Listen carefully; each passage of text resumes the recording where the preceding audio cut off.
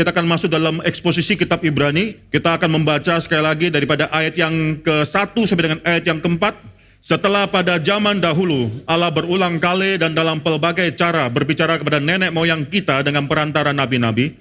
Maka pada zaman akhir ini, Ia telah berbicara kepada kita dengan perantaran anaknya, yang telah Ia tetapkan sebagai yang berhak menerima segala yang ada.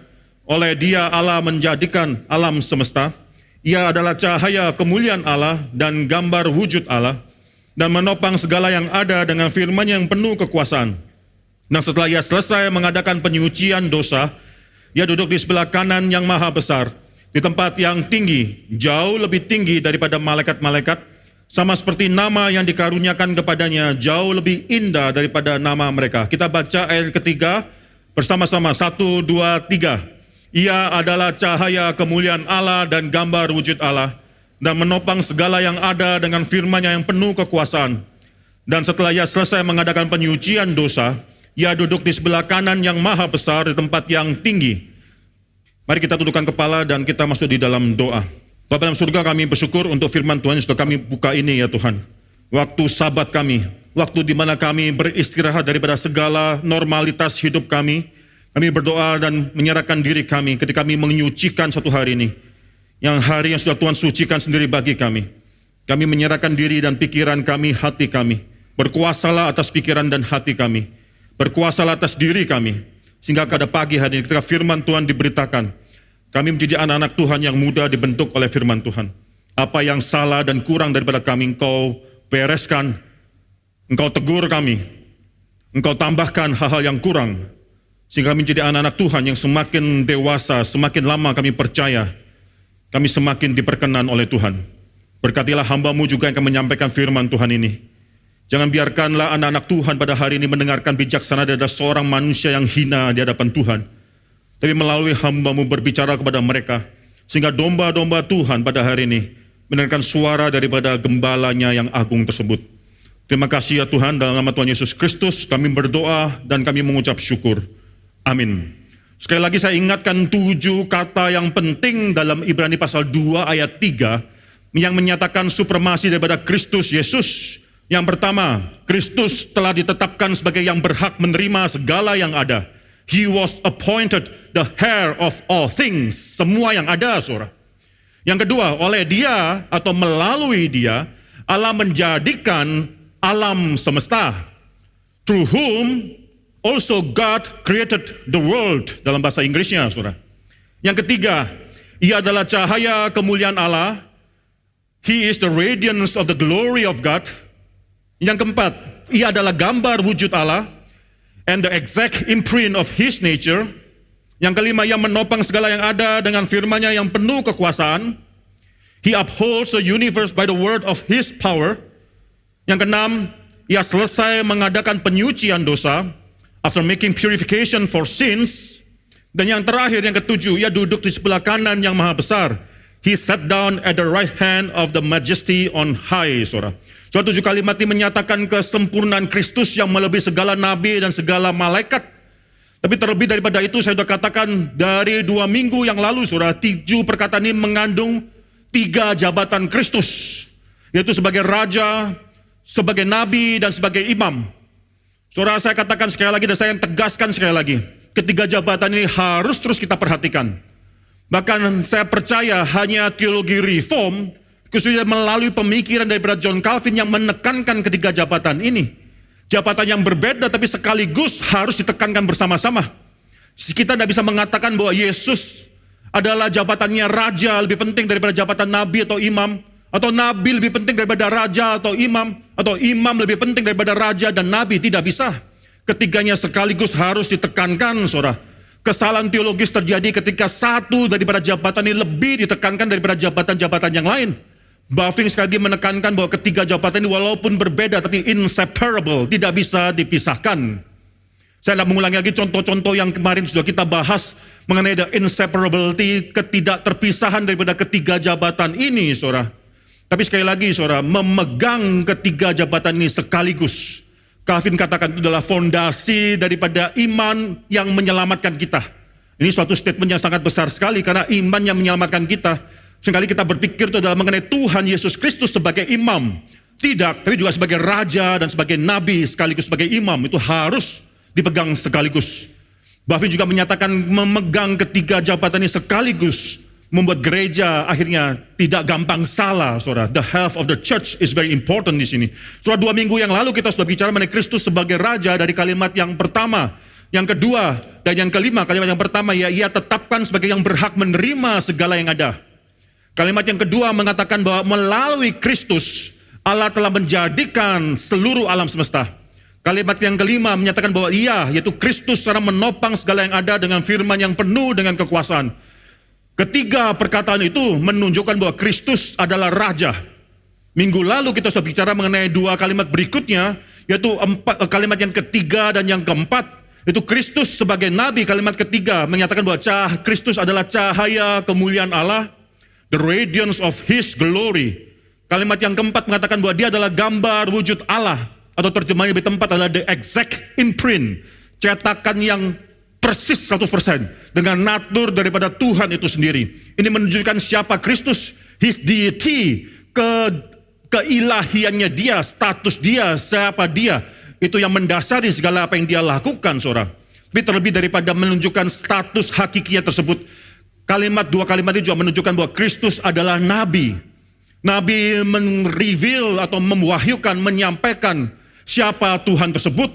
Tapi Kristus lebih daripada semua nabi, karena Kristus akhirnya adalah cahaya kemuliaan daripada Tuhan itu sendiri. Dia yang menyatakan kemuliaan Tuhan tersebut. Dia menyatakan siapa Tuhan tersebut. Kristus adalah mediator yang satu-satunya, yang benar-benar menyatakan siapa Tuhan itu, karena dia sendiri naturnya adalah Tuhan. Bukan hanya itu saja, kalau saudara melihat, saya tidak akan bicara banyak, mengingatkan saudara sekali lagi mengenai fungsi Nabi dan perjanjian lama. Nabi terbesar adalah Musa. Musa ketika memberikan loh batu 10 hukum Taurat tersebut. Dalam 2 loh batu tersebut kepada orang Israel. Loh yang pertama, 2 loh tersebut yang pertama sudah dihancurkan oleh Musa karena orang Israel menyembah berhala ketika Musa turun daripada gunung Sinai tersebut. Sang dia naik lagi dan mendapatkan 2 loh batu yang baru tersebut. Ketika dia turun, mukanya bercahaya. Keluaran pasal 34 ayat 29, dia mukanya demikian bercahaya. Terang menyatakan bahwa dia sedang berbicara, menyatakan, memantulkan, refleksikan kemuliaan Tuhan tersebut. Musa adalah nabi bagi orang Israel yang paling tinggi, dan dia secara memancarkan cahaya tersebut. Tapi 2 Korintus pasal 3 ayat 7 mengatakan bahwa cahaya di muka Musa tersebut harus berhenti. Necessary, ada necessity bagi cahaya tersebut untuk berhenti, karena itu bukan yang paling mulia hukum Taurat tersebut. Perjanjian yang Tuhan lakukan, perjanjian yang kedua yang Tuhan lakukan dan genapkan melalui anak Allah itu jauh lebih mulia. Maka saudara melihat dalam Matius pasal 17, transfigurasi Kristus. Kristus pun akhirnya mukanya bercahaya di sana, 17 ayat 2 Matius. Saudara bisa melihat juga dalam Wahyu pasal yang pertama ayat yang ke-16. Kristus mukanya bercahaya seperti terik matahari. Muka yang bercahaya menunjukkan dia adalah seorang nabi yang luar biasa sekali. Dan di sini saudara, cahaya muka Kristus itu berbeda dengan cahaya muka Musa, nabi yang besar itu, tapi harus pudar cahaya tersebut. Bahkan dalam Matius pasal 17, status Kristus sebagai nabi bukan hanya dituliskan daripada muka dia yang bercahaya pada saat itu, tapi juga perkataan daripada surga mengatakan, inilah anakku kepadanya aku berkenan, dengarkanlah dia. Matius pasal 17 ayat 5. Status Kristus, jabatan Kristus sebagai nabi bukan hanya dinyatakan bagaimana dia bercahaya di dalam Wahyu pasal 1 ayat 16, tapi juga di dalam fakta bagaimana di dalam Wahyu pasal 1 ayat 11, dia mengatakan pada Rasul Yohanes, dia katakan, tuliskanlah ini. Dia adalah nabi yang berhak untuk menyatakan atau memerintah orang lain untuk menuliskan perkataan-perkataannya, saudara. So his prophet par excellence, dalam bahasa Indonesia adalah nabi yang tidak ada setaranya, saudara. Tidak ada orang lain yang bisa menyetarakan dirinya dengan nabi ini. Saudara, hari ini saudara kita akan bicara mengenai 2 hal yang lainnya, yaitu mengenai Kristus sebagai imam. Kalimat 6 dan kalimat yang ke-7 menunjukkan siapa diri Kristus. Kalimat yang ke-6 yaitu ia selesai mengadakan penyucian dosa. Yang ke-7, ia duduk di sebelah kanan yang maha besar. Bagi saya 2 kalimat tersebut adalah kalimat yang menunjukkan bahwa Kristus adalah seorang imam, saudara. Saudara, penulis daripada kitab Ibrani pengkhotbah atau pengkhotbah daripada kitab Ibrani. Kitab Ibrani ini mungkin tulisannya bukan pertama-tama dituliskan sebagai surat, tapi dikhotbahkan, saudara. Saya sudah jelaskan hal tersebut. Pengkhotbah atau penulis daripada kitab Ibrani ini bahkan banyak menggunakan waktu dan tempat untuk bicara mengenai keutamaan Kristus sebagai imam. Saudara, hal ini bukan karena dia mengutamakan Kristus hanya sebagai imam saja, lalu bukan sebagai raja atau bukan sebagai nabi. Saya rasa bukan itu alasannya. Alasannya adalah karena audiens dia, yang adalah orang Yahudi yang baru bertobat jadi orang Kristen, mereka sangat-sangat mementingkan sekali yaitu ceremonial laws, yaitu keagamaan mereka, ritual-ritual mereka, melalui makan yang mereka harus jaga, haram halal, melalui sunat-sunat mereka, melalui kebiasaan atau keharusan-keharusan mentaati kalender-kalender agama mereka, saudara. Melalui bagaimana mereka harus menyembelih daripada korban-korban bakaran, melalui imam-imam, itu mereka sangat mementingkan sekali, itu identitas mereka, saudara. Oleh karena itu, saudara, ketika Yerusalem suatu hari dihancurkan oleh tentara Romawi, bukan cuma Yerusalem akhirnya dihancurkan, tapi justru yang paling penting adalah bait Allah yang demikian megah, yang mereka megah-megahkan sedemikian rupa, itu juga harus dihancurkan. Itu identitas, itu tidak gampang recover. Sampai sekarang, saudara, orang Yahudi sekarang tidak ada suatu tempel di mana suatu bait Allah di mana mereka bisa mempersembahkan korban bakaran lagi. Sampai sekarang keluarga-keluarga orang Yahudi yang mereka lakukan mungkin hanya melakukan Passover, yaitu Paskah, perjamuan Paskah tersebut mereka lakukan, tapi mereka tidak lagi mempersembahkan korban bakaran secara besar, sudah tidak dilakukan, saudara. Ritual-ritual keagamaan semakin demikian itu yang mengidentifikasikan diri mereka bahwa mereka adalah umat Tuhan. Tapi semua ini adalah cuma bayang-bayang. Paulus katakan semuanya cuma adalah bayang-bayang, ada suatu hal yang gambar dan bayang-bayang daripada apa yang akan datang. Realita yang akan datang itu apa yang digenapkan di dalam diri Kristus Yesus. Maka sekarang, saudara, mengapa kita tidak melakukan lagi korban bakaran? Sudah tidak perlu. Kalau kita masih mempersembahkan korban bakaran, kita menyatakan, mendeklarasikan kepada dunia bahwa apa yang sudah Tuhan lakukan, Tuhan genapkan di atas kayu salib itu masih belum selesai. Masih belum genap. Masih harus ada suatu hal lain yang harus kita lakukan supaya Tuhan akhirnya memperkenankan hidup-hidup kita, saudara. Maka apa kita sekarang dalam gereja tidak ada yang namanya high priest. Kata pendeta, saudara, dipakai bukan sebagai atau pengembala, pengajar, penginjil. Kita memakai kata priest, imam di dalam gereja, apalagi imam besar dalam gereja, sudah tidak ada, tidak perlu. Karena imam besar kita itu adalah Kristus Yesus. Di dalam kekristenan, saudara, sudah tidak ada yang namanya suatu gereja bait Allah yang mewakili semua kekristenan, sudah tidak perlu lagi. Mengapa? Karena Kristus itu sendiri adalah bait Allah itu sendiri. Maka daripada itu, saudara, kita melihat bagaimana penulis Ibrani akan menyatakan menggunakan demikian banyak usaha, waktu, effort, tenaga untuk menjelaskan bahwa perjanjian lama tersebut sudah digenapi. Dia bukan sedang mengutamakan bahwa Kristus hanyalah imam saja, bukan itu maksud dia. Tapi dia memiliki audiens yang berpikiran semacam demikian, bahwa Kristus itu adalah imam yang paling diutamakan dari ritual-ritual keagamaan tersebut. Saudara, sebelum kita masuk dalam pembahasan ini, saudara, saya rasa penting sekali bagi kita untuk mengerti suatu sejarah daripada penebusan Tuhan ini. Saudara, saya akan bicara mengenai Kejadian sekarang. Coba kita buka Alkitab kita Kejadian pasal yang pertama. Ini sangat penting sekali, saudara. Kejadian pasal pertama, kedua, ketiga adalah suatu unfolding of God's story. The unfolding of God's story, bagaimana Tuhan menyatakan terus mengenai atau rencana atau cerita keselamatan yang sudah dia rencanakan ini. Dari penciptaan sampai kejatuhan manusia, sampai rencana keselamatan diberikan, sampai nanti akhirnya Yesus dinyatakan, sampai akhirnya Kristus nanti datang kembali sebagai seorang hakim, saudara. Saat ini, saudara, banyak orang Kristen yang tidak lagi merasa dapat memegang atau percaya kepada historicity daripada creation, bahwa penciptaan adalah suatu fakta sejarah yang benar-benar terjadi.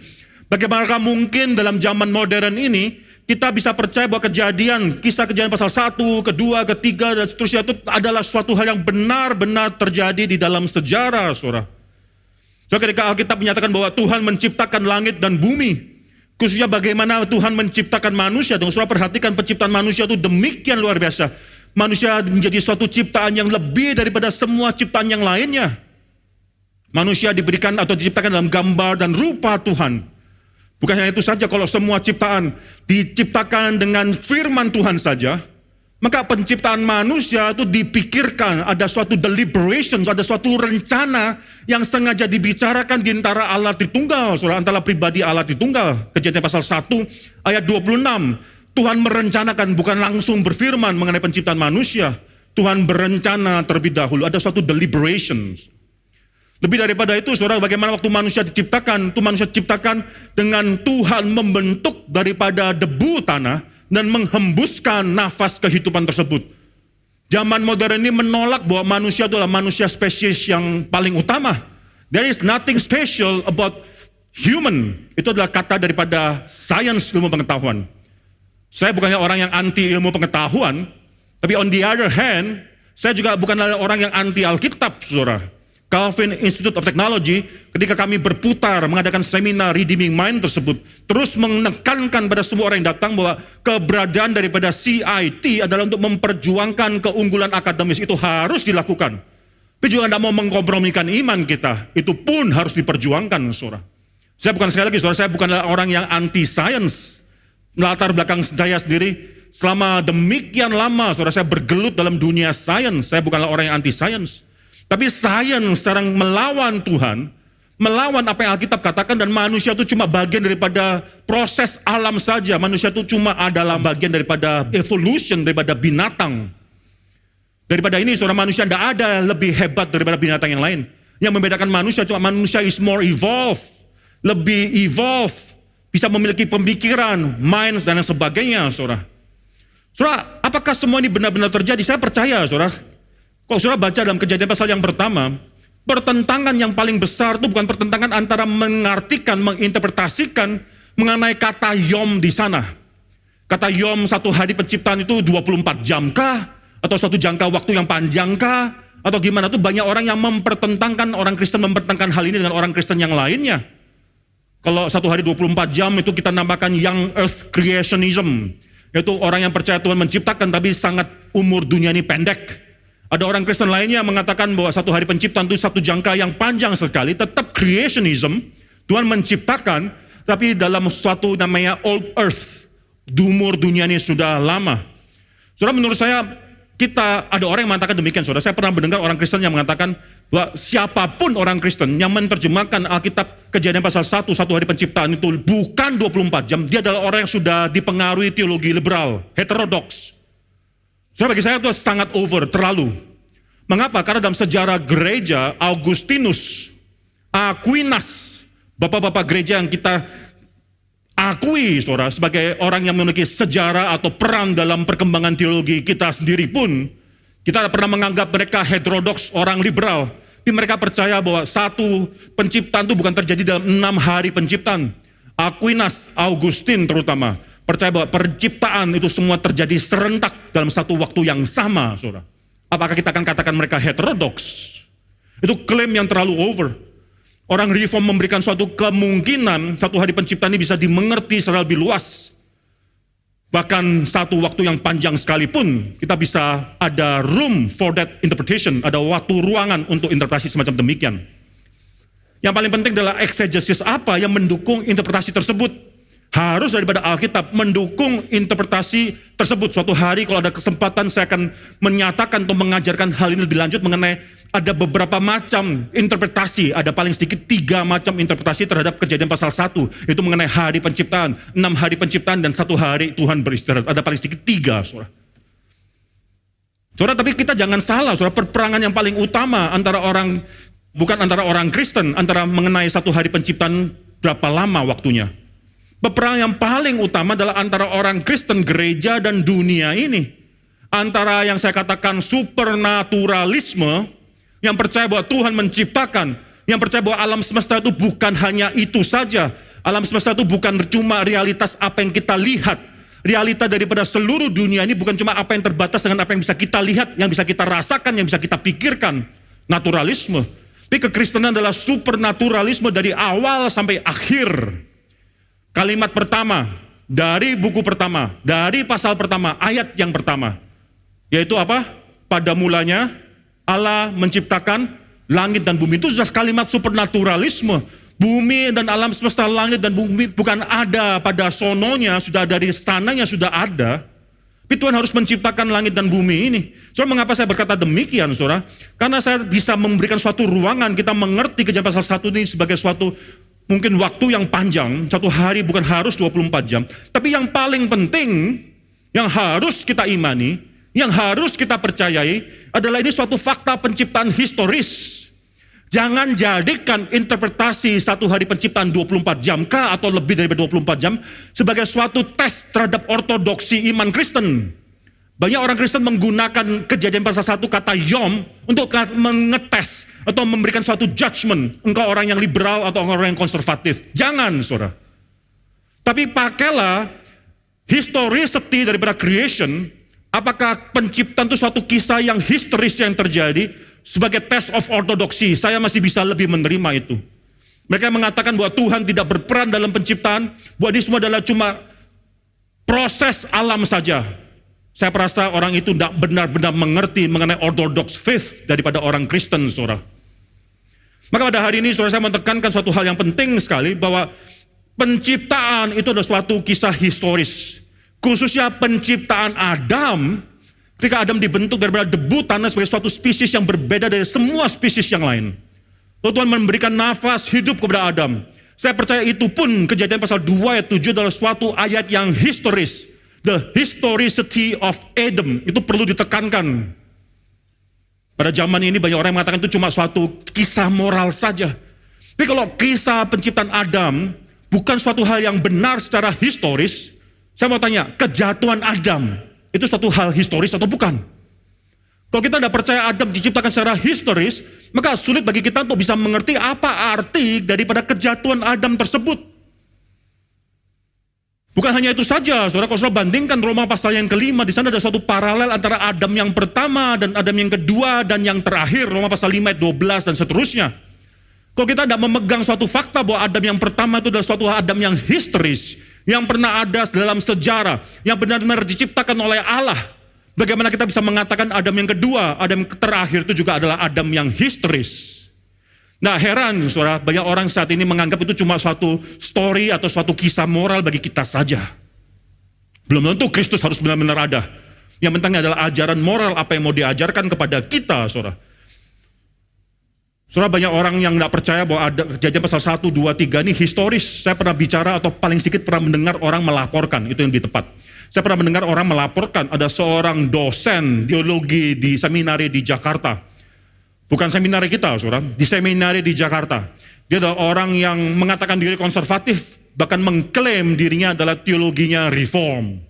Dia mengatakan, kalau saudara perhatikan ayat pasal yang ketiga, Kejadian pasal 3, bagaimanakah mungkin kita orang Kristen itu percaya ular berbicara, saudara.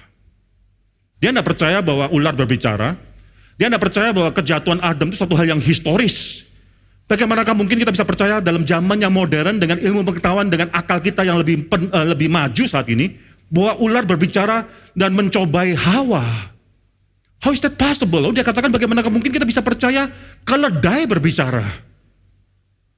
Saudara, saya tidak menjawab pertanyaan itu. Kalau saudara dijawab atau ditanya kalimat semacam demikian, saudara mau jawab apa, saudara? Bagaimana saudara membela iman saudara? Saudara percaya ini historis atau tidak? Saudara percaya ini benar-benar terjadi atau tidak? Kalau saudara terganggu, tersandung dengan suatu fakta bahwa ular berbicara, tidak heran kalau saudara tersandung dengan suatu fakta yang lebih besar lagi bahwa Kristus dibangkitkan dari antara orang mati. Kalau saudara merasa suatu hal yang sangat sulit menerima bahwa ular bisa bicara, apalagi orang bangkit dari antara orang mati, saudara. Maka daripada ini, saudara, jangan lupa bahwa pemandangan kita itu bukan cuma naturalisme. Kita melihat dunia ini bukan cuma dunia, dan apa yang dalam dunia harus dijelaskan secara logika melalui proses dunia, itu naturalisme. Maka binatang bagaimana bisa berbicara? Lalu Kristus bagaimana bisa bangkit? Saudara menjadi orang beriman apa? Tapi kalau saya perlihat, kita bukan percaya naturalisme, kita percaya supernaturalisme, ada dunia lain yang bukan cuma terbatas dengan mata dan panca indera kita saja. Mengapa Kristus bisa bangkit daripada antara orang mati? Karena Allah membangkitkan dia. Mengapa ular bisa berbicara? Karena si setan menggunakan ular untuk berbicara pada saat itu. Apa salahnya, apa sulitnya mengerti hal ini? Jangan jadi orang Kristen yang terus dipaksakan oleh orang dunia untuk harus mengerti dunia, menginterpretasikan dunia dari sudut pandang dunia. Jangan menjadi orang semacam demikian. Saudara, mengapa saya menekankan hal ini? Karena ini penting, saudara, mengatakan bahwa apa yang Alkitab katakan itu bukan cuma story moral saja. Ada suatu hal yang benar-benar terjadi, harus kita pelajari. Kejatuhan Adam, suatu hal yang benar-benar terjadi. Pada suatu hari, saudara, ada seorang anak yang pulang dari sekolah minggu ke rumah. Lalu orang tuanya, mamanya tanya, hari ini Lause ajar apa? Apa yang diajarkan oleh guru sekolah minggumu? Lalu si anak menjawab dengan santainya, oh, mengenai Musa memimpin orang Israel keluar daripada Mesir. Oh, mamanya mulai tertarik. Tolong ceritakan, mamanya mau ngecek Lause ngajar apa ini ya, anaknya ngerti sejauh mana. Tolong cek, tolong ceritakan mengenai cerita ini. Lalu si anak itu menjelaskan demikian, saudara. Oh, waktu itu Musa waktu keluar daripada tanah Mesir, perang mah, tank lawan tank. Ya, Musa bawa juga F-16 katanya. Berperang lawan F-16-nya Israel, Mesir. Mereka melawan dan perang-perangan lalu pakai basuka lah, pakai apalah, pakai senapan. Mamanya melotot, saudara. Hah? Lausu ajari ini? Iya mah. Itu ajar taktik perang dan sebagainya. Musa mengalahkan Israel akhirnya. Mama bilang, saya tidak percaya. Tidak mungkin Lausu mengajarkan demikian. Lalu menekan anak tersebut. Apakah benar Lausu mengajarkan ini? Apakah benar sekolah minggu mengajarkan ini? Loh, mama nggak percaya. Mama nggak percaya. Mah, kata anak tersebut. Kalau ini aja mama nggak percaya, apalagi cerita aslinya, mah. Itu lebih gak bisa dipercaya, mah. Itu Musa buka laut Kolsom lah, sebagainya. Itu sangat susah dipercaya. Saudara, cerita mengenai Musa membuka laut Kolsom, orang dunia ini sekarang mencoba mencari akal. Tidak bisa dijelaskan dengan metode sains, saudara. Laut Kolsom dibukakan, lalu setelah dibukakan, itu mereka berjalan di atas tanah kering. Bukan tanah basah, tanah kering, saudara. How is that possible? Manusia sains tidak bisa menjelaskan. Oh, lalu ada ahli sejarah, ahli arkeologi katanya, yang mengatakan bahwa the Red Sea tersebut sebenarnya bukan Red Sea, tapi Red Sea. Itu suatu genangan air, suatu tempat air yang cetek sebenarnya, cuma kira-kira setumit saja. Itu menjelaskan bagaimana mereka bisa melalui Red Sea tersebut. Lalu ada seorang teolog mengatakan, itu lebih mujizat lagi. Mengapa? Karena orang Firaun mati di sana, saudara. Cuma segini doang akhirnya bisa mematikan mereka. Itu lebih memujizatkan lagi, saudara. Saudara, poin saya adalah Alkitab menceritakan demikian banyak hal-hal yang penting kita pelajari. Tapi ini bukan cuma cerita moral saja yang kita bisa ambil cuma menjadi suatu hal yang kita pelajari secara moral. Cuma yang penting adalah moral apa yang bisa kita pelajari. Tidak. Kejatuhan Adam adalah suatu hal yang historis, sebagaimana penciptaan Adam adalah suatu hal yang historis. Itu harus kita terima dan harus kita pegang, saudara. Dan kalau coba kita lihat beberapa hal yang berkaitan dengan kejatuhan Adam di sini, penting untuk melihat mengapa akhirnya Kristus sebagai imam adalah suatu hal yang penting sekali. Kita buka dan kita tidak usah baca semuanya, saudara. Yaitu Kejadian pasal yang ketiga ini. Dan Kejadian pasal ketiga, saudara, itu ada beberapa dialog di sana. Diawali dengan dialog-dialog yang terjadi antara setan dan si perempuan. Lalu ketika mereka sudah jatuh dalam dosa antara Tuhan dan mereka semua, saudara. Dialog yang sangat penting sekali di sini. Kejatuhan manusia terjadi pada awalnya karena mereka sudah tidak memandang firman Tuhan sebagai otoritatif. Sekali lagi, saudara, kejatuhan manusia, dan ini terjadi dalam hidup kita. Setiap kali kita berdosa, saudara bisa lihat, ketika kita berdosa karena kita melanggar firman Tuhan. Ketika kita berdosa karena kita tidak menganggap bahwa firman Tuhan adalah suatu hal yang otoritatif dalam hidup kita. Kita tahu itu penting, tapi itu cuma satu opinion. Kita pun memiliki opinion yang lain. Coba perhatikan Kejadian pasal 3, ayat yang pertama, saudara. Setan sudah melakukan suatu penyelecehan atau penyelewengan terhadap firman Tuhan. Twisting the word of God. Ya, ular adalah yang paling cerdik dari segala binatang di darat. Lalu berkata kepada perempuan, tentulah Allah berfirman, semua pohon dalam taman ini jangan kamu makan buahnya, bukan? Ular sengaja twisted the word of God, membuat manusia meragukan kebaikan Tuhan. Sebenarnya Tuhan mengatakan semua boleh kau makan, kecuali satu pohon ini. Pohon mengenai pengetahuan yang baik dan jahat, tidak boleh kau makan buahnya, karena pada hari kau makan buah tersebut, engkau akan pasti mati. Sekarang ular merubah, memberikan suatu interpretasi yang lain, mencobai manusia dengan merubah perkataan Tuhan. Sekali cobaan daripada si setan datang, karena kita tidak benar-benar mengerti firman Tuhan. Kita tidak benar-benar mengerti isi dan setiap perkataan firman Tuhan. Ketika kita dicobai, kita tidak bisa mengkutip firman Tuhan yang sudah kita baca untuk melawan cobaan tersebut. Perhatikan ketika Tuhan Yesus dicobai di dalam padang gurun. Dia dicobai dan setiap kali dia menjawab ular tersebut, dia menjawab dengan firman Tuhan, mengutip firman Tuhan. Saudara, kita perlu, saudara, orang dewasa, anak muda, membiasakan diri waktu membaca Alkitab bukan cuma baca. Bukan cuma, oh hari ini saya sudah selesai satu pasal. Pokoknya sudah setor order, selesai membaca, tiap hari sudah membaca. Tapi firman Tuhan direnungkan, kata-kata tersebut kita renungkan. Ada kata apa yang menguatkan kita, kita simpan, kita hafalkan. Kita kasih, buka suatu bank daripada, apa itu, deposito daripada firman Tuhan. Saya pernah melihat suatu video yang luar biasa. Yaitu ketika anak-anak biasanya diajarkan alfabet A, B, C, D, E, F, G, H ya, alfabet A, lalu kalimat keluar, apel, B, apa misalnya bebek, dan seterusnya, saudara. Tapi keluarga ini akhirnya menggunakan kesempatan tersebut untuk mengingat atau mengajak anak itu ingat ayat-ayat Alkitab. A, keluar ayat Alkitab yang mulai dengan kata A. B, keluar ayat Alkitab yang mulai dengan kata B, saudara. Sampai Z terus. Saudara, saya rasa itu suatu hal yang sangat indah ditampilkan dalam diri anak tersebut. Ini saudara, si ular, setan sengaja twisted the word of God. Dan yang paling parah akhirnya adalah si Hawa ketika dicobai juga tidak benar-benar mengerti firman Tuhan tersebut. Saudara coba lihat ayat yang kedua. Lalu saud perempuan itu kepada ular itu, buah pohon-pohonan dalam taman ini boleh kami makan. Tapi tentang buah pohon yang ada di tengah-tengah taman Allah berfirman, jangan kamu makan ataupun raba buah itu. Dia tambahkan sendiri kalimat daripada Tuhan ini, saudara. Saudara, yang menarik adalah akhirnya mereka jatuh. Hawa jatuh, Hawa melihat, ayat yang ketiga kalau saudara lihat dibalas dengan ayat keempat. Ular berkata, sekali-kali kamu tidak akan mati, tapi Allah mengetahui bahwa pada waktu kamu memakannya, matamu akan terbuka, dan kamu akan menjadi seperti Allah, tahu tentang yang baik dan yang jahat. Lalu perempuan itu melihat bahwa buah pohon itu baik untuk dimakan, sedap kelihatannya. Lagi pula pohon itu menarik hati karena memberi pengertian. Lalu di sana dikatakan, lalu yang mengambil buahnya dan dimakannya dan diberikannya juga kepada suami yang bersama-sama dengan dia di sampingnya. Maksudnya apa? Ketika si setan mencobai Hawa, Adam itu nggak jauh daripada dia. Tapi apa yang terjadi? Adam pada hari itu tidak mengambil fungsi sebagai raja, tidak mengambil fungsi sebagai nabi, tidak mengambil fungsi sebagai imam. Apa yang terjadi? Dia yang seharusnya menguasai semua ciptaan, sampai membiarkan ciptaan berbicara dan menggoda istrinya dan membiarkan ordo dibalik. Dia yang seharusnya menjadi imam, menjadi menjadi mediator antara Tuhan dan ciptaan. Dia sekarang membiarkan si setan menjadi mediator, memberikan interpretasi yang berbeda terhadap dia dan terhadap kepada istrinya. Dia yang seharusnya menjadi seorang nabi yang memberitakan kebenaran firman Tuhan, diam tidak melakukan hal tersebut, saudara.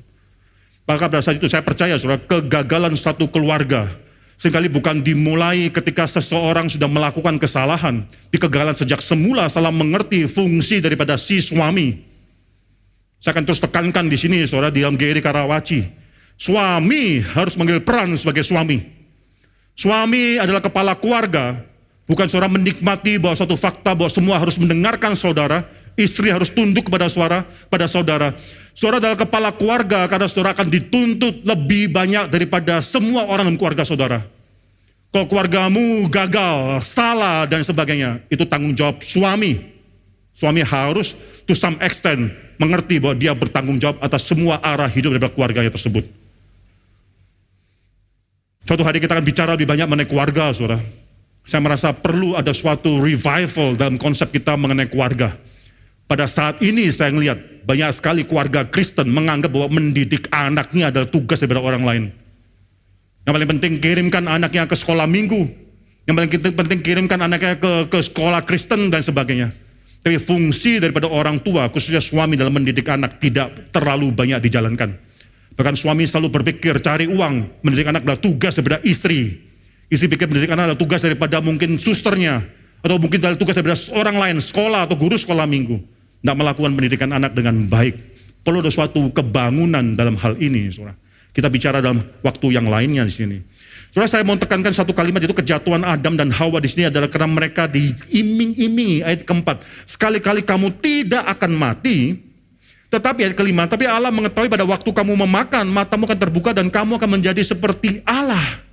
Kalimat daripada si setan ini diafirmasi oleh Tuhan itu sendiri. Baca ayat yang ke-22, saudara. Berfirmanlah Tuhan Allah, sesungguhnya manusia itu telah menjadi seperti salah satu daripada kita, tahu tentang yang baik dan yang jahat. Ini kalimat daripada setan, sekarang diafirmasi oleh Tuhan. Memang benar bahwa setelah manusia berdosa, manusia menjadi salah satu dari seperti kita. Saudara, setan mengiming-iming manusia, engkau akan menjadi seperti Tuhan. Ironisnya, manusia memang diciptakan seperti Tuhan. Dalam gambar dan rupa Tuhan kita diciptakan. Maka di sini saudara, mereka setelah salah mengerti mengenai tugas daripada manusia tersebut, mereka menjadi ingin seperti Tuhan, mengetahui yang baik dan yang menjahat. Itu kata kunci di sana. To be like God, knowing good and evil. Bukan berarti bahwa manusia baru pertama kali pada hari itu setelah makan baru tahu apa yang baik dan apa yang jahat. Sebelumnya tidak tahu. Lalu setelah makan baru tahu apa yang baik dan apa yang jahat. Bukan itu, saya rasa bukan itu maksudnya. Karena manusia diciptakan sebagai wakil Allah, seharusnya sudah tahu di dalam gambar dan rupa Allah diciptakan. Seharusnya sudah tahu apa itu yang baik dan apa itu yang jahat. Lalu maksudnya apa di sini? Mereka tahu yang baik dan yang jahat. Kata tahu dalam bahasa Ibrani, itu bisa berarti menguasai. Maka di sini mereka mau menguasai yang baik dan yang jahat menurut diri mereka sendiri. Seperti Tuhan yang menentukan apa yang baik dan yang apa jahat. Tuhan menjadi sole arbiter untuk menentukan apa yang baik dan yang jahat. Menentukan satu-satunya penentu dalam apa yang baik dan apa yang jahat ini. Manusia ingin menjadi seperti Allah dalam hal semacam ini. Itulah kejatuhan daripada manusia. Maka saudara di sini kalau saudara baca ada 7 hal yang terjadi setelah manusia jatuh di dalam dosa. 7 hal yang terjadi setelah manusia jatuh dalam dosa. Yang pertama, saudara, yang pertama yang terjadi ketika mereka sudah berdosa, langsung mata mereka terbuka, mengetahui bahwa mereka telanjang. Khususnya mereka telanjang di hadapan Allah, di depan Tuhan. Saudara, mereka merasa malu. Perasaan malu menunjukkan bahwa kita ada something wrong dalam diri kita. Kalau ada orang yang terus melihat kita, saudara, kita mulai gelisah. What's wrong with me? Lihat diri atas bawah, ada yang apa? Ada yang kotor, muka yang salah, atau gimana? Kita selalu melihat diri kita, what's wrong with me? Tadi pagi saya tes teori ini, saudara. Saya tiba-tiba melihat anak saya tidak usah itu anak yang mana, saudara, lihatin dia. Terus lihatin dia. Dalam waktu hanya berapa detik, dia mulai gelisah, saudara. Ya, lalu dia menghindar, melihat yang lain-lain. Lalu colong-colong lihat saya lagi, masih lihat dia yang lain lagi. Lalu saya tanya, did I make you feel awkward? Dia kata, yes, Pak. Dengan dilihat itu kita langsung merasakan kita ada something hal yang awkward. Apa yang terjadi? Kenapa saya diperhatikan? Saudara, merasa malu. Konsep merasa malu itu adalah akibat daripada dosa. Saudara, di sini dikatakan bahwa mata mereka langsung terbuka. Mereka langsung tahu bahwa mereka telanjang. Ada perasaan malu bahwa mereka telanjang di hadapan Tuhan. Yang kedua, mereka langsung mencoba untuk menutupi kemaluannya tersebut, keterlanjangannya tersebut. Dengan cara apa? Mengambil daun daripada pohon ara, dikatakan di sana. Lalu membuat suatu cawat menutupi. Itulah agama. Agama selalu mencoba manusia mengusahakan sesuatu untuk menutupi semua dosa-dosanya. Itulah agama. Itulah esensi agama. Agama berbuat baik. Agama melakukan sesuatu untuk akhirnya menutupi semua kekurangannya dia, saudara. Yang ketiga, saudara, mulai ada suatu takut, yaitu takut kepada Tuhan. Maksudnya apa? Memang kita sekarang harus tetap ada rasa takut kepada Tuhan. Tapi yang terjadi takut pada hari itu, ketika mereka mendengarkan suara Tuhan masuk dalam taman itu, mereka langsung semua bersembunyi, semuanya takut. Yang maksudnya terjadi adalah mereka tidak lagi bisa berfellowship dengan Tuhan. Tadi seharusnya kalau Tuhan datang, demikian mereka bersuka cita. Suatu hari saya datang ke rumah, waktu saya datang, anak saya, satu daripada anak saya, tidak mau ketemu saya. Biasanya senang, peluk, cari saya, ngobrol dan sebagainya. Saya datang, hari itu bersembunyi, tidak mau ngomong. Saudara. Langsung saya tahu, something is wrong. Ada suatu hal yang dia sembunyikan. Suatu hal yang harus dibereskan. Esensi dosa adalah memisahkan kita daripada persekutuan daripada Tuhan. Yang tadinya anak saya dan saya dekat, pasti ada rasa takut, yaitu reverence, honor, hormat pada orang tua. Sekarang mereka takut untuk bergabung, bersentuhan pun, bertemu mata dengan mata pun mereka sekarang sudah takut. Karena mereka melakukan satu kesalahan. Soal apa yang membuat kita akhirnya jauh daripada Tuhan? Mungkin bukan kesibukan kita yang membuat kita jauh daripada Tuhan. Mungkin bukan alasan-alasan lain yang membuat kita jauh daripada Tuhan. Tapi mungkin dosa-dosa yang belum selesai kita lakukan yang membuat kita jauh daripada Tuhan.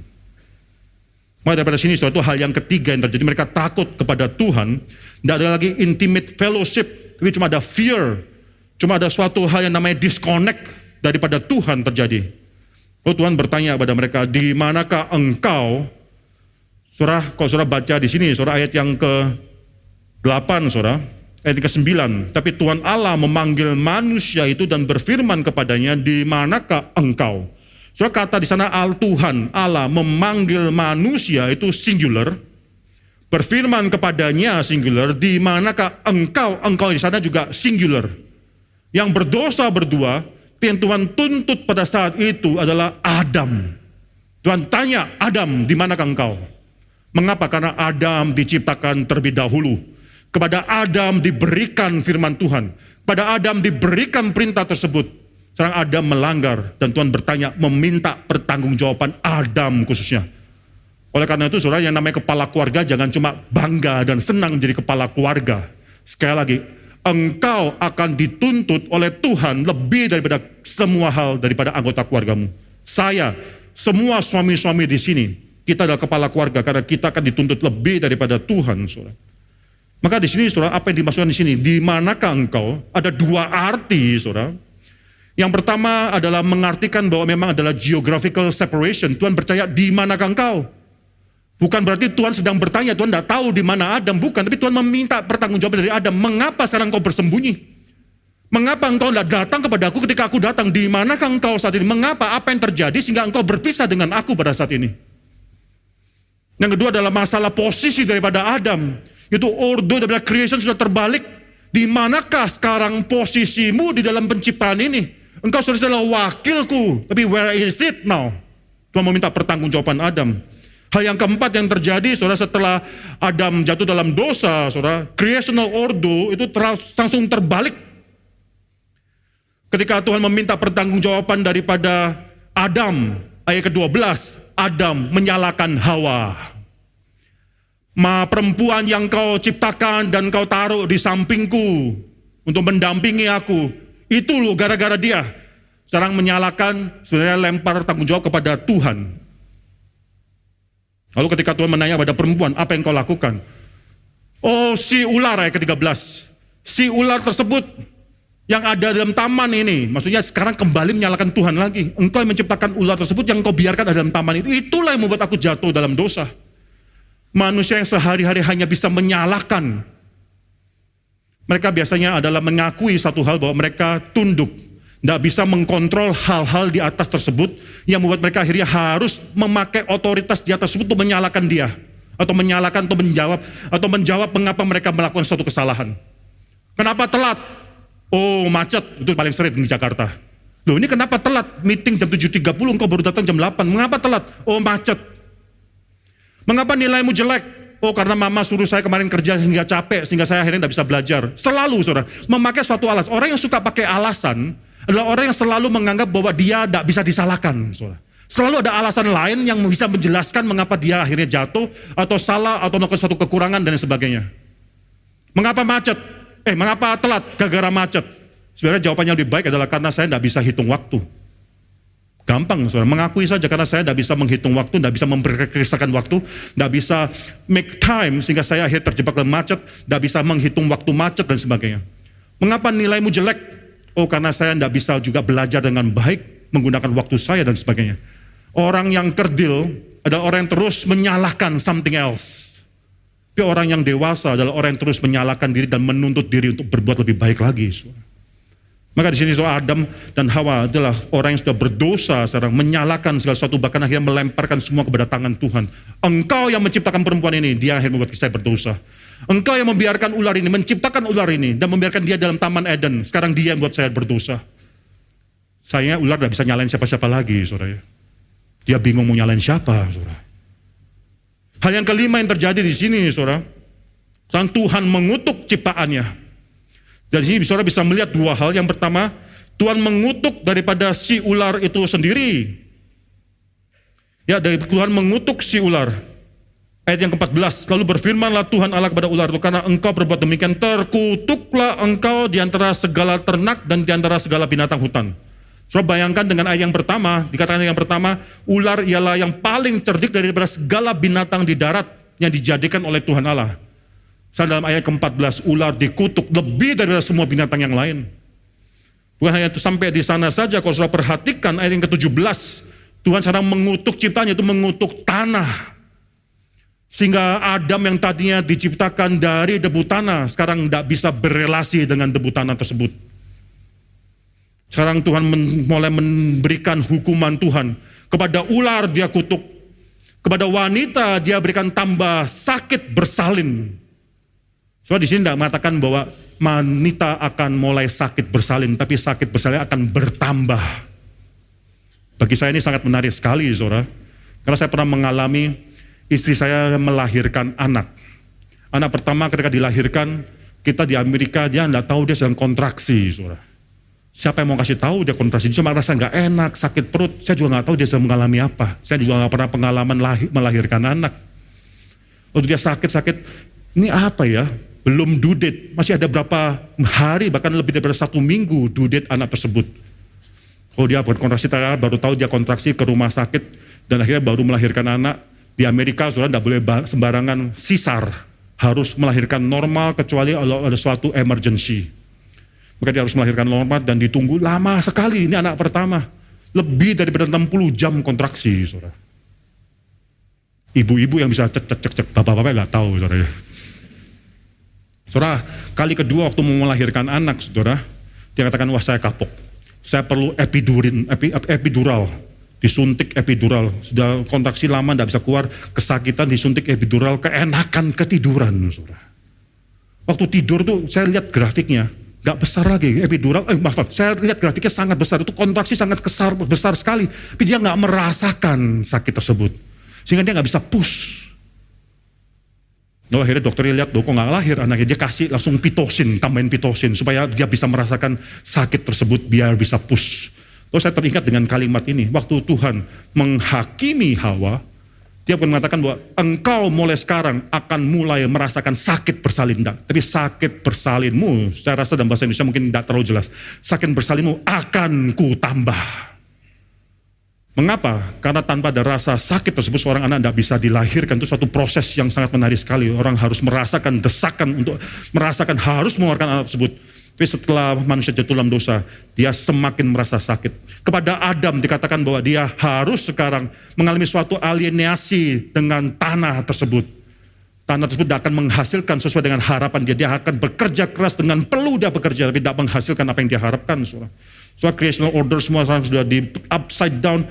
Tuhan mengutuk creation dan sebagai menghakimi manusia. Hal yang keenam yang terjadi, saudara, dan ini yang sangat indah sekali, Tuhan menjanjikan penebusan.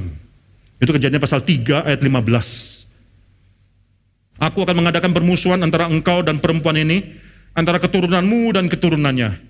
Keturunannya akan meremukkan kepalamu, dan engkau akan meremukkan tumitnya. Itu dijanjikan. Yang dinantikan oleh Adam adalah suatu penghakiman. Pada hari di mana engkau makan, engkau akan mati. Yang didapatkan oleh Adam pada hari itu adalah suatu janji keselamatan. Dan anugerah Tuhan yang khusus yang Tuhan berikan kepada Adam, saudara. Yang ketujuh, saudara, yang Tuhan lakukan. By the way, saudara, sebelum yang ketujuh, akhirnya Tuhan menyatakan pada Adam mengenai janji Tuhan tersebut dengan memberikan suatu hal, yaitu ayat yang ke-21 kalau saudara baca. Tuhan Allah membuat pakaian dari kulit binatang untuk manusia dan untuk istrinya tersebut. So dalam bahasa Asia cuma dikatakan Tuhan memberikan suatu pakaian daripada kulit, bukan kulit binatang. Lalu mengapa kita katakan ini adalah suatu kulit binatang? Ada suatu orang di China, ketika saya melayani di China mengatakan, ini mengatakan kulit, karena bukan kulit tumbuhan. Saya katakan tidak mungkin ada suatu kulit tumbuhan. Yang dipentingkan pada saat itu adalah suatu hal yang harus dikorbankan. Janji untuk Injil, proto-evangelium, janji berkat yang Tuhan akan berikan kepada manusia, sekarang dinyatakan dengan Tuhan menyembelih seekor binatang yang tidak ada salahnya. Untuk mengeluarkan darah, saudara. Saudara bisa bayangkan, saudara, di dalam nanti dalam Ibrani pasal 9 ayat 22, Tuhan katakan tanpa penumpahan darah tidak ada pengampunan dosa. Maka pada saat itu saudara, manusia sekarang melihat, mungkin patung pernah ceritakan, ini mungkin domba atau binatang yang sudah lama bergaul dan bermain dengan Adam. Yang dia sudah kasih, ada suatu relasi dengan Adam. Tapi pada hari itu binatang tersebut harus disembelih. Itulah suatu janji, bahwa janji tersebut akan diberikan, keturunanmu dan keturunan perempuan tersebut akan berperang. Tapi hari ini dinyatakan dengan suatu hal, yaitu Tuhan membunuh seekor binatang dan membuat suatu jubah dari kulit binatang tersebut untuk menjadi jubahnya mereka. Yang tadi mereka tutup untuk menjadi cawat, manusia mengusahakan suatu hal dalam agama, semua harus dibuang. Harus akhirnya Tuhan yang memberikan sesuatu bagi mereka, mengerjakan sesuatu, yaitu akhirnya mencurahkan darah bagi mereka, membuat suatu jubah. Kebenaran daripada satu orang yang tidak melakukan dosa adalah suatu dasar daripada kebenaran kita. Itu sudah dilihat daripada Kejadian pasal 3 ini, saudara. Yang ketujuh, saudara, kalau tadi kita bicara mengenai kasih daripada anugerah khusus Tuhan. Yang ketujuh adalah anugerah daripada umum Tuhan, saya katakan. Apa yang terjadi? Setelah itu Adam dan Hawa diusir daripada Taman Eden. Dan lalu Taman Eden Tuhan berikan suatu cherubim.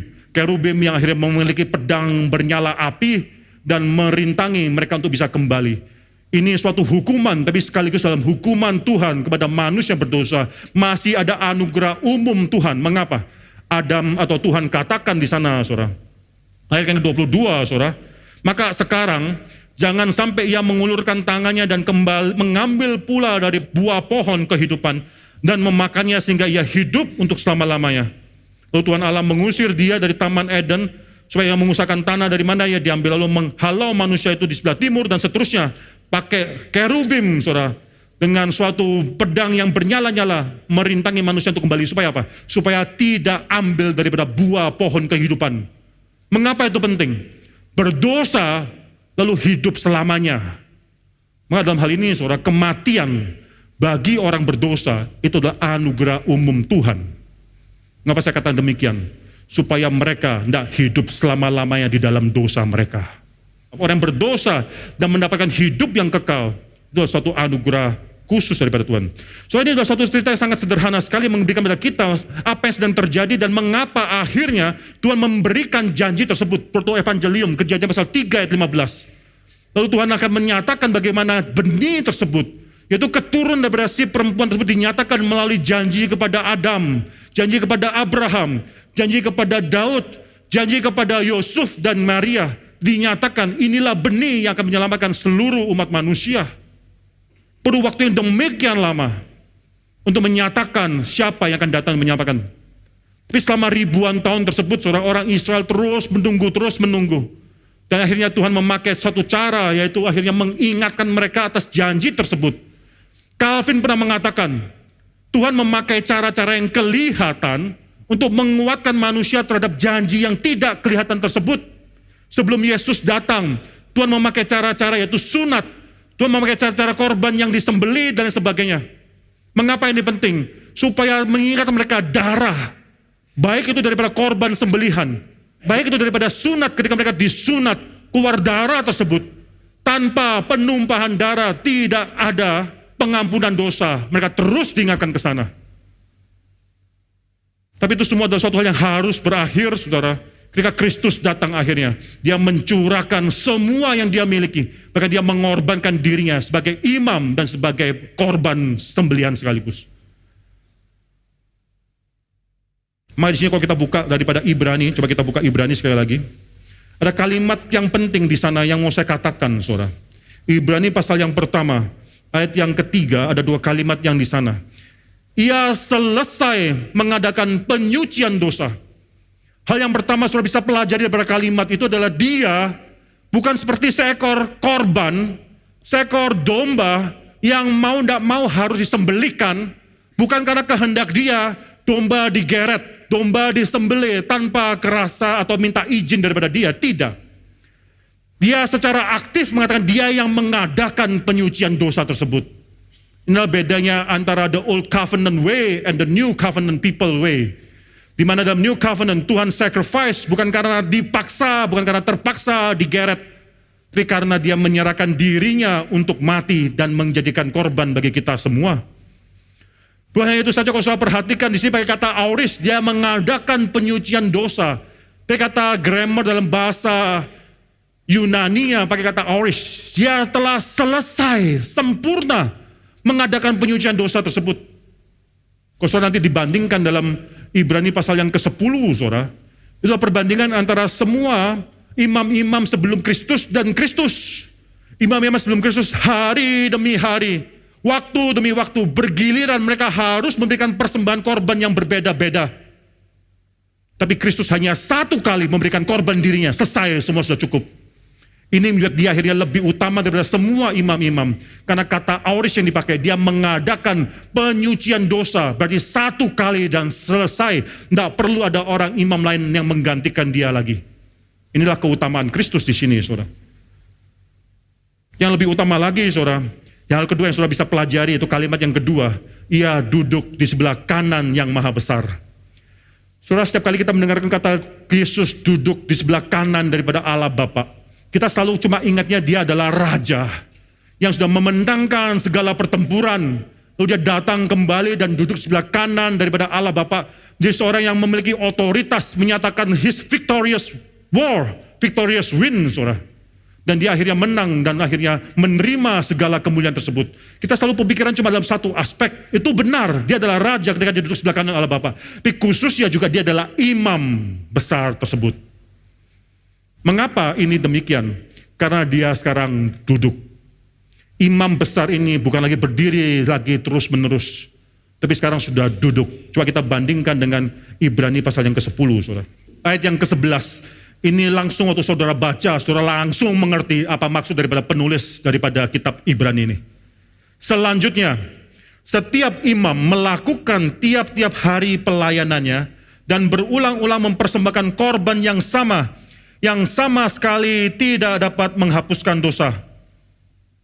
Tetapi ia setelah mempersembahkan hanya satu korban saja karena dosa, ia duduk untuk selama-lamanya di sebelah kanan Allah. Sorry, dalam tempel orang Israel yang demikian mereka megahkan, tidak ada satu kursi pun di dalamnya, sehingga imam besar bisa melakukan penyembahan atau pengorbanan korban bakaran tersebut lalu duduk. Bisa berhadap kepada Tuhan lalu duduk, tidak bisa. Mengapa? Karena mereka terus harus berdiri. Dosa manusia tidak bisa diselesaikan oleh apa yang mereka lakukan. Malah karena itu mereka harus sendiri mati. Mereka sendiri harus digantikan. Imam sebelum Kristus datang demikian banyak, berganti satu demi satu. Korban berganti satu demi satu. Sampai ketika Kristus datang, dia mempersembahkan dirinya sebagai imam dan sebagai juga korban bakaran. Satu kali dia lakukan di kayu salib. Maka daripada itu dia mengorbankan hanya satu kali saja.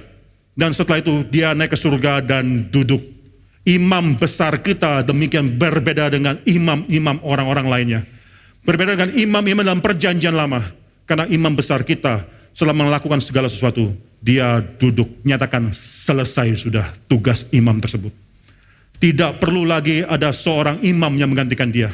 Sama seperti dalam Ibrani pasal 1 ayat 1. Sebelum Yesus datang, Tuhan berbicara melalui demikian banyak nabi-nabi. Setelah Yesus dan pada zaman akhir ini, Tuhan berbicara melalui anaknya. Pakai kata, masih ingat saudara ya, perfect tense. He has spoken through his son.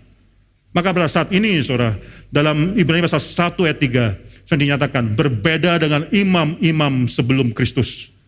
Maka semua imam itu harus terus berganti, korbannya demikian banyak, dan mereka tidak pernah bisa duduk, karena mereka tidak pernah bisa menyelesaikan tugas mereka. Tapi Kristus sekarang menyelesaikan satu kali, dan dia duduk, menyatakan bahwa keselamatan kita sudah genap.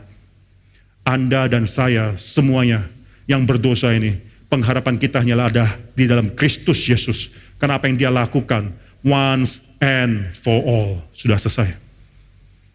Karena anak-anak Tuhan dikuatkan, perhatikan saudara, Kristus yang akhirnya mati bagi kita, yang memberikan kita semua nyawanya menjadi korban bagi kita, adalah Kristus yang juga menjadikan segala ciptaan.